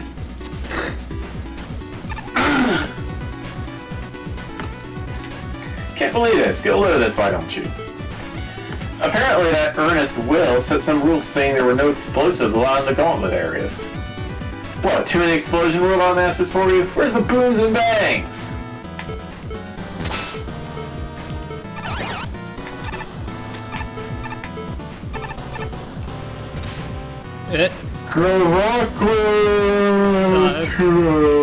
Gravakla 202. Yeah, by Clash Crash. I have no idea what that's pronounced like. Da da da da da. Wait, why am I still? Hell no. Oh no! Watch out for these. They have like really terrible collision. They didn't. The person who made the stage made some pretty bad collision with these. See, like how far you have to jump for it to activate. Is it like that way in Mega Man 5? No, it's more consistent.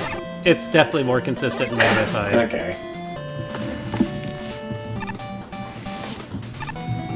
See, like I don't mind the little drill guys as like a challenge when you're on the ceiling there. That's fine.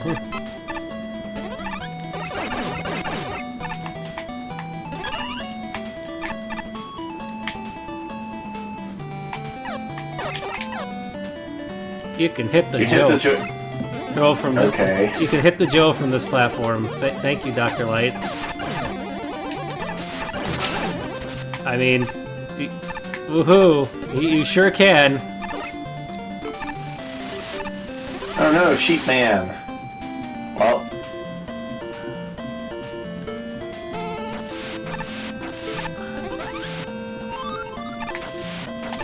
What the heck?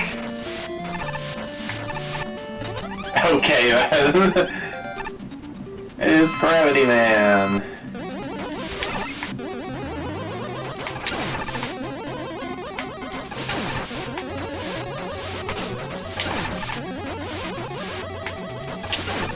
It sure is. At least he fits with the theme, that sort of theme that they had going on.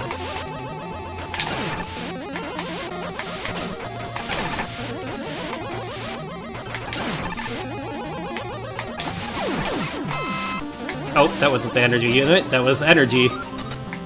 Yeah, this is what I have to wonder. Like, how does this work with the custom sprites? Probably. Oh, okay, it's the weird sprite that makes it like he's clinging to a wall. Okay. I would have said maybe they took part of sprite from Rush Bike. No, there's a odd sprite. I was trying to figure where it showed up at. It looks like he's clinging to, like he's peeking over a box or a wall. I just noticed it's meant for this. Gotcha.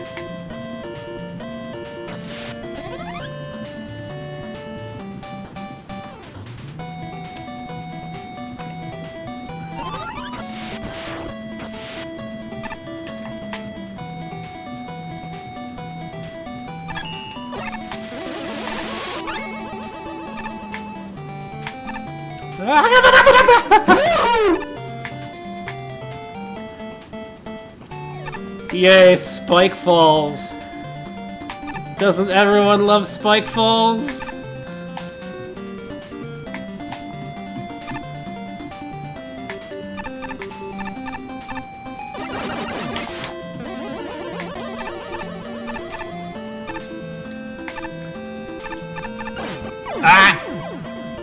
lag. My job to die to lag.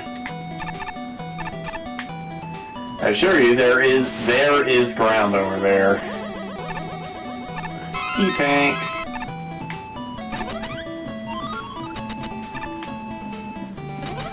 The point of that was just... Oh no.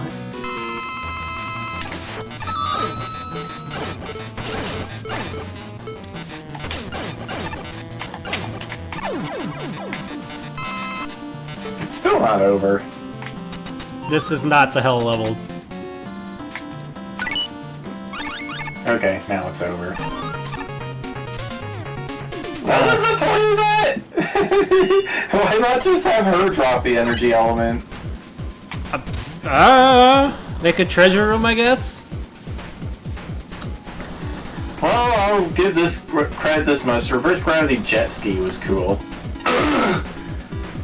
The only outright bad design was the awkwardly gravity jumps at the start of the stage. The rest of it was perfectly playable. However, there's also a large number of items that are underutilized.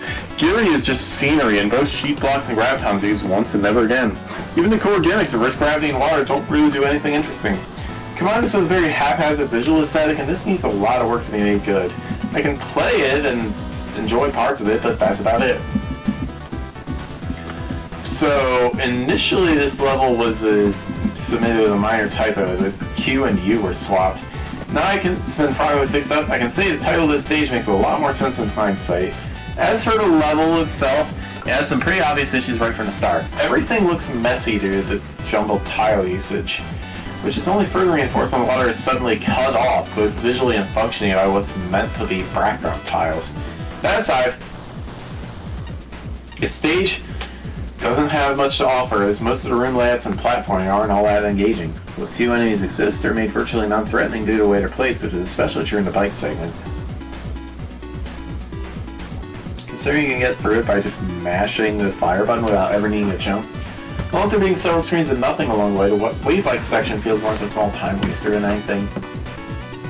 I definitely can see what was the intent here, at least. Combined gravity and water gimmicks is a fine premise, and I definitely think it could be turned into an interesting level. The execution just needs a lot more polish. Well, I understand the title. Actually, I don't understand the title. This is a cute stage. Although the stage is obviously quite amateurishly made, you can still feel the creator had a lot of fun when making their possibly very first Mega Man level. It's quite a charming sight to see, but alas, don't go easy with the score in the spirit of judging. The most prominent problem with the stage is the tiling. The exact place where gravity flipping occurs is unclear. The water has no top or bottom sprites. Water ceases to exist upon reaching spots with non-watery background tiles. There's also this weird thunder beam pickup to the initial start point that might have been there by mistake. Most of the architecture is rather bland, enemies just placed around without posing much threat. A lot of the enemies also seem to show up just once ever, making the roster feel arbitrary. I like the jet ski session where you're upside down. While it doesn't really change how it plays out if it had been right side up, it was still a pretty fun take. While Gravity Man has the addition of water physics to change up the fight, albeit not much. Splash Woman is just standard underwater Splash Woman.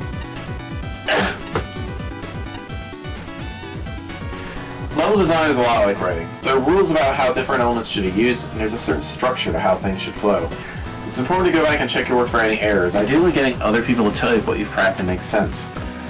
All this is to ensure that your ideas are being communicated clearly, because if you don't connect with your audience, then the whole thing falls apart.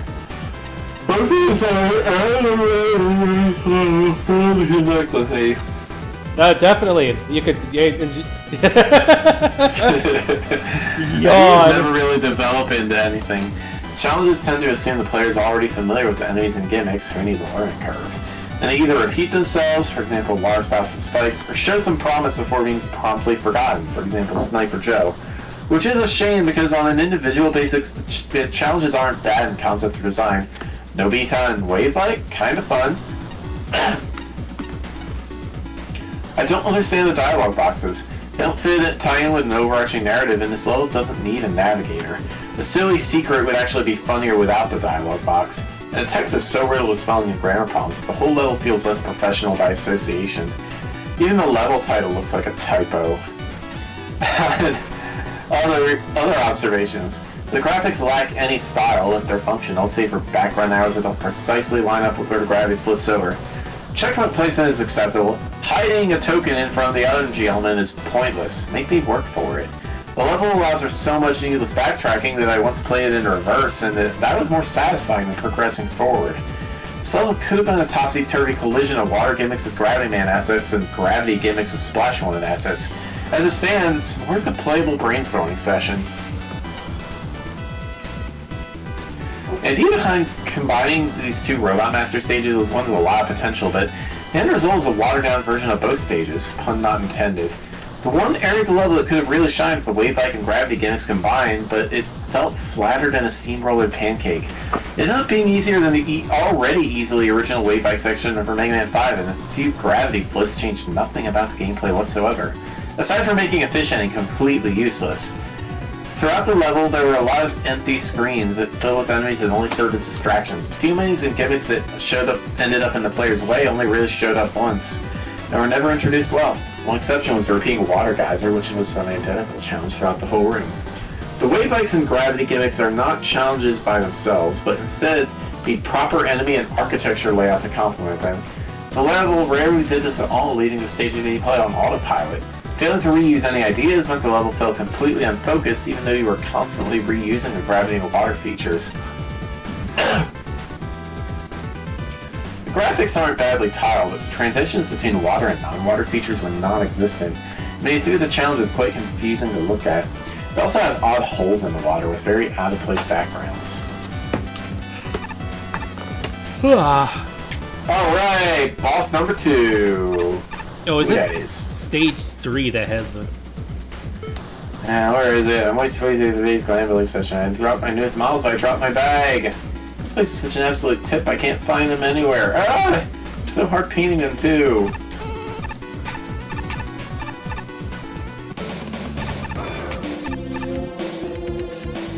Oh, new blood, welcome. We are a scrap workshop. We take joy in playing through the old analog pastimes of humans. And of course, finding routes at this stage is fairly difficult. Not to mention such retro gaming is getting exorbitantly expensive. What, you fancy a game of Space Crusade? We're setting up a down player, just 50 bolts for today's session.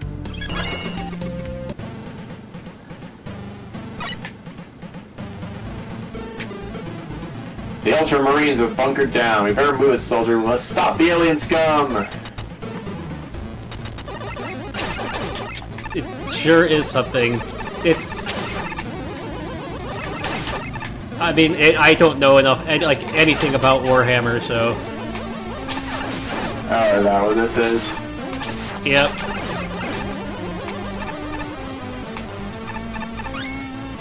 Woo! Log. Hey there! This is one of the stages I made to give out to prospective judges. Theater, reviewing style, etc. I had one goal with Space Crusade, make it look like an earnest yet obviously amateurish level. Too many gimmicks, super quick sprite edits, and some custom content, yes. Also, this is a reference stage, 440k to be precise. This isn't a one-to-one port of the stage the judges received, though. A few edits make it a smidge smoother to play, hopefully.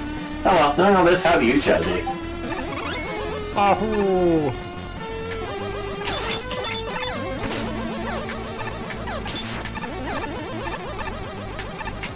Ah! Well...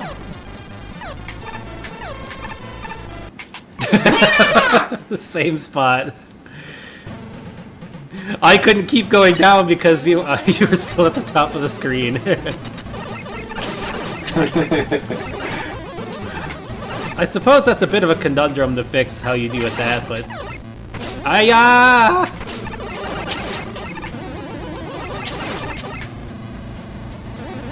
Commodore 64 music, man. I think... It sure sounds Commodore 64-ish to me. Or a cracker program. Okay. It's called a demo. What? Wait, what's going on? I was like... I think there's an invisible collision up there.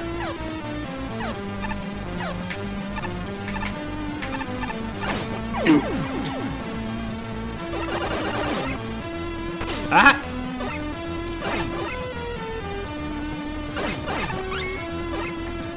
Just random thing. Ow! I have no idea what those faces are, other than they are faces.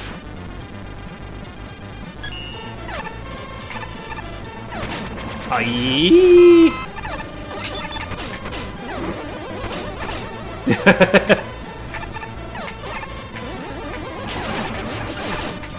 Ow.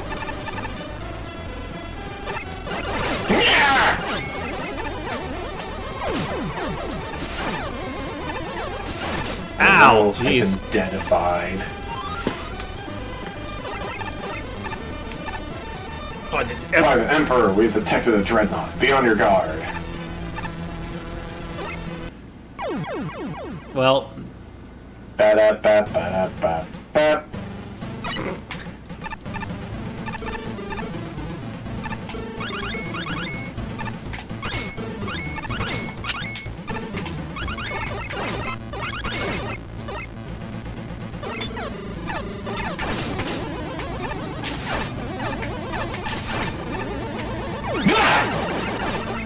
You just dropped a platform on me! I didn't realize that could happen. I was like, how did you just die? Well, apparently I could drop a platform on you. That's pretty funny. Anything.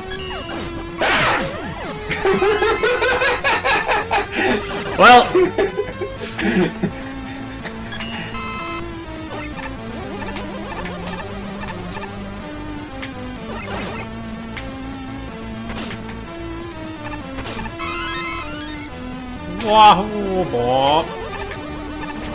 Oh, it's just distraction. this. Uh-oh, the thing fell off my chair. Ow! Ow! Ow! Ow! Ow! Ow! Ow! Well, this is a little bit of an annoying segment. Ow! Oh! What? Oh wait, I didn't. That guy has a fan. Oh no! Yeah, notice. That explains it. I was like, oh, I didn't think I was touching the thing. Oh! Ow! Ow.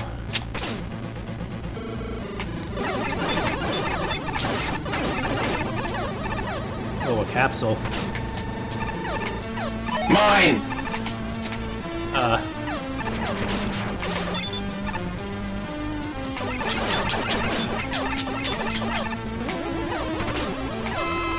Darn it.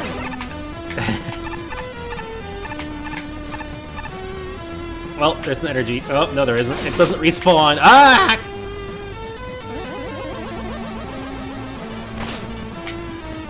Oh, that's annoying.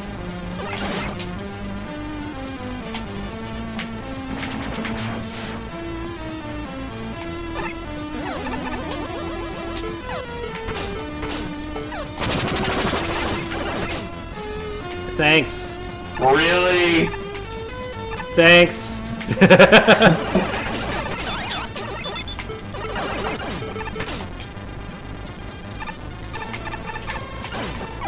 Wah! Weapon of chaos is beyond this door. Good luck, soldier. Do your emperor proud. Yeah, chaos is cool. Either kill or be killed. It's all a service to chaos.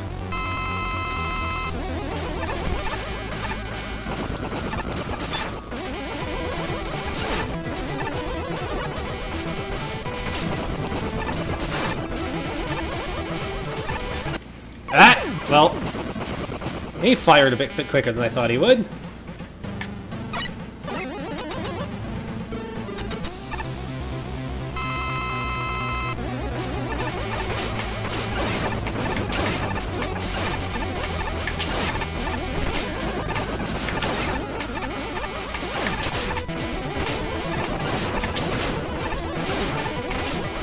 Yay! Just face taking. Yay!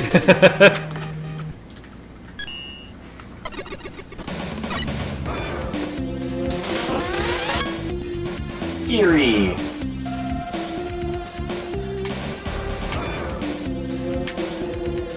I must say, it's quite difficult to read a rules of a game that uses such small print.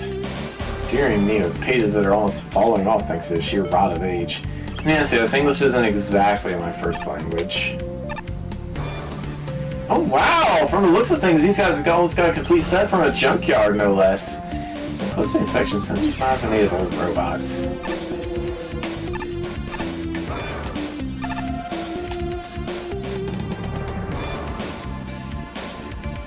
No! Just right. What is Capricorn from, anyways? I don't remember. I don't know. Scatman's World, huh? Scratman's World.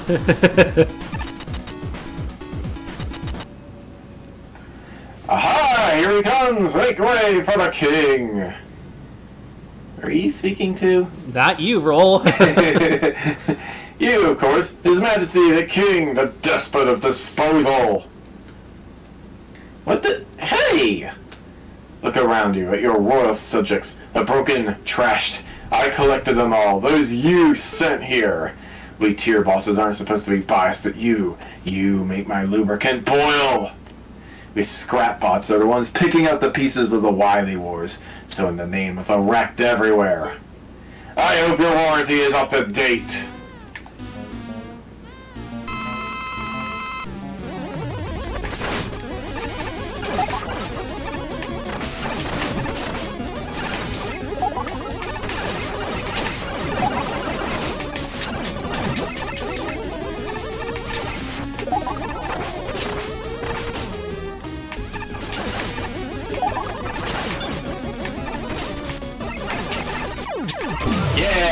Wahoo! A robot that revives other robots. The robot. I guess a scrap repair is like the Robomancer, but didn't Metal Shark Player also do that? Also, I can't. Wow, did we soft lock? I think we got soft locked. Yes. Well. Well, Congratulations! It's 11:50. Anyway. Yeah, it's almost midnight. I guess it's ending for us. Soft lock, woohoo! Okay then. I guess that also, I'm Proto Man. Why am I Proto Man? Or did Proto Man just show up? Proto Man shows up because we beat the boss. I don't even know where Roll is. Roll just vanished. Oh boy, maybe that's why we soft locked. I guess. Alright, well I guess that's gonna be it for us. We'll be back at some point. You'll be back with like Drod or something tomorrow. I'm going to Drod tomorrow. If I feel puzzly enough for Drod, but it's the darts level, so I'm hoping I will. Yeah, and I'm doing a little just back to door dashing tomorrow, but hey. And then I'm gonna try to figure out what's up with that sprite sheet and finish that up too. Okay, yeah, I will probably not be around to do Mega Man Friday night. All right. It's just gonna be hard. It's just gonna be hard running Parsec and OBS at the same. Well, no, we did it with Cassette Beast, so maybe I'll be fine. Huh? What do you mean with Because I will be in South Jersey this weekend. Oh, okay. Well, yeah, I don't know. I mean, we can try it. We can try it. If you're not streaming anything, otherwise I'll do something maybe. I don't know. I mean, I'll be working in the evening probably, so. Yeah. Alrighty. Just depends on how good the internet is there. Yep. Alrighty, well, that'll be it for the night. That's it. I'll see you later, and see you next time. So everybody's... Later. Hey, it's my revenge time is what this is. Come here! Everybody, stay well. Be well. We'll see you next time. Bye-bye. Sweetie kitty.